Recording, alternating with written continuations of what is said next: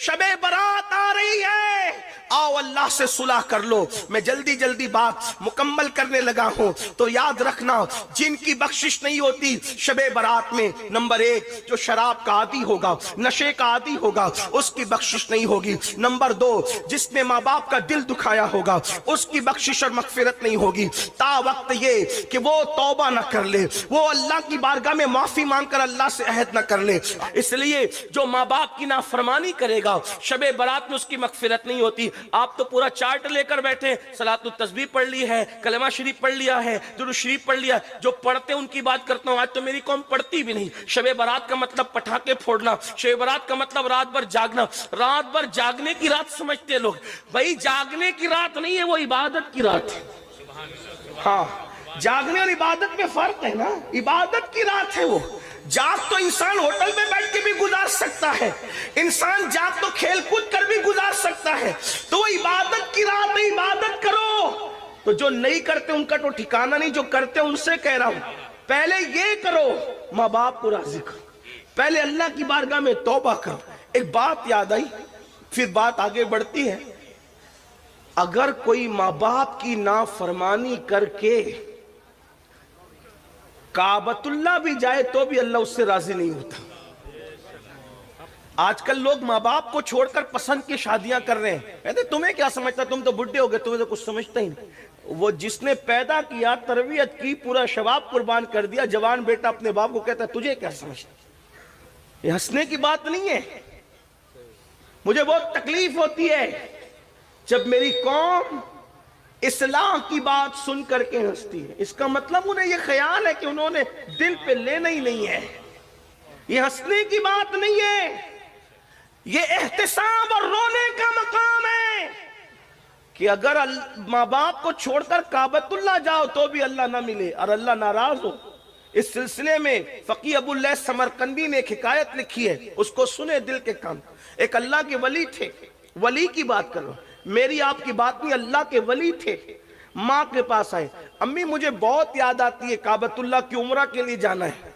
माँ ने कहा बेटा तू मेरा इकलौता बेटा है, तू उम्रा के लिए जाएगा तो मेरी खिदमत कौन करेगा, नहीं जाना, नहीं जाना उम्रा के लिए। इन्होंने सोचा अम्मी तो अम्मी है, कह रही नहीं जाना हूं, उम्रा के लिए तो जा रहा हूं, काबतुल्लाह तो जा रहा हूं, तवाफ के लिए तो जा रहा हूं, इबादत के लिए तो जा रहा हूं, अम्मी की नाफरमानी करके जाऊंगा तो होना क्या है। उन्होंने मां की बात नहीं मानी, प्लान किया। क्या प्लान किया सुनो, प्लान ये किया कि दिन भर सफर करूंगा, रात भर नफिल पढ़ूंगा, इस तरह काबे जाऊंगा। दिन भर सफर किया, रात को एक गांव में पहुंचे, वहां नफिल शुरू की।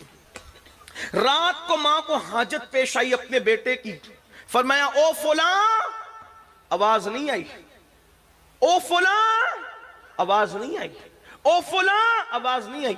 तो मां हो, जिसको प्यार होता है उसका दिल भी बड़ा नाजुक होता है, दिल बड़ा नाजुक होता है। आईना भी तो कुछ ताकत रखता है, शीशा भी तो कुछ ताकत रखता है, उससे बहुत कमजोर होता है दिल। गालिब ने कहा था दिल ही तो है ना संगे खश्त, दर्द से भर ना आए क्यों, रोएंगे हम हजार बार कोई हमें हंसाए क्यों। दिल बड़ा नाजुक होता है। मां ने 3 बार पुकारा बेटे को, जवाब नहीं आया। अच्छा मेरे मना के बाद भी तू काबा पहुंचा, मां की ममता थी ना, मेरे मना के बाद भी तू काबा गया। फिर नजर उठी और ममता भरे दिल की आ निकली, मौला मेरे मना करने पर भी काबा गया है, काबे तक पहुंचने न पाए। याद रख, बद्दुआ तो यूं भी किसी की भी होती है तो बहुत तबाह करती। मेरे आका अलैहिस्सलाम फरमाते मजलूम की बद्दुआ से बचो, कि अल्लाह और मजलूम की बद्दुआ के दरमियान कोई पर्दा होता ही नहीं है। बद्दुआ तो किसी की भी तबाह करने वाली होती, जिंदगी में कभी किसी की बद्दुआ नहीं लेनी। हो सके तो जानवरों की भी बद्दुआ मत लेना, जानवरों को भी सताने से बचना, ये अपने मजहब की तालीम।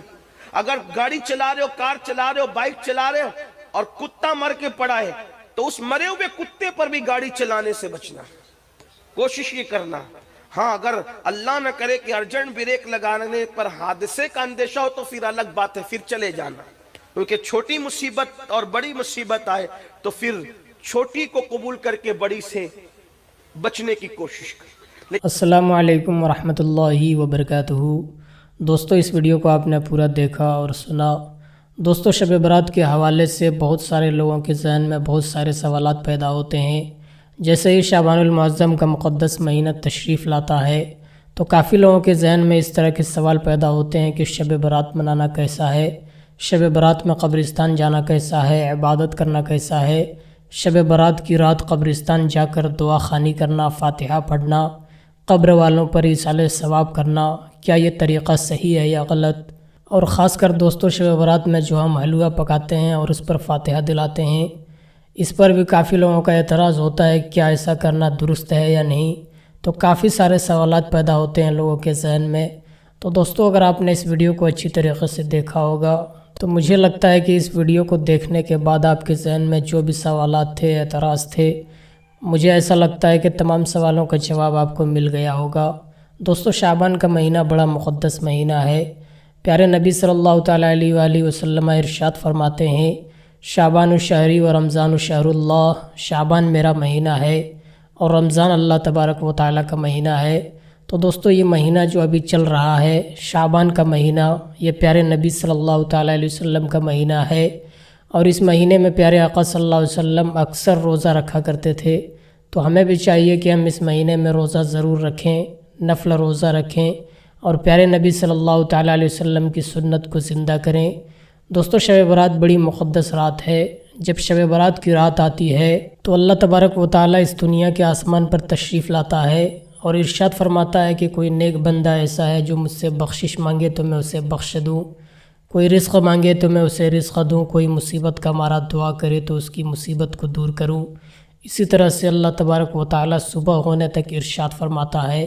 بس بندوں کو چاہیے کہ اس رات میں خوب عبادتیں کریں، نفل نمازیں پڑھیں، قرآن کی آیتیں پڑھیں اور خاص کر اپنے گناہوں کی معافی مانگیں، کیونکہ اللہ تبارک و تعالیٰ قرآن مقدس میں ارشاد فرماتا ہے، ان اللہ یحب التوابین و یحب المتطہرین، بے شک اللہ تبارک و تعالیٰ توبہ کرنے والوں کو پسند فرماتا ہے۔ تو دوستو شب برات کی جب رات آئے گی تو ہمیں اس رات میں ہرگز بھی غفلت نہیں کرنی چاہیے، بلکہ اللہ کی عبادت میں لگنا چاہیے، قرآن کی آیتیں سورتیں پڑھنی چاہیے اور اپنے مرحومین کے نام پر ایصال ثواب کرنا چاہیے۔ اور خاص کر دوستو اس رات آپ ضرور قبرستان جایا کریں اور قبرستان جا کر اپنے مرحومین کے حق میں دعائیں مغفرت کریں۔ بے شک اللہ تبارک و تعالیٰ بڑا غفور الرحیم ہے، بخشنے والا ہے، اور اس رات اللہ تبارک و تعالیٰ بے شمار گناہگاروں کو جہنم سے نکال کر جنت میں داخل فرماتا ہے۔ تو یہ بڑی عظیم اور مقدس رات ہے۔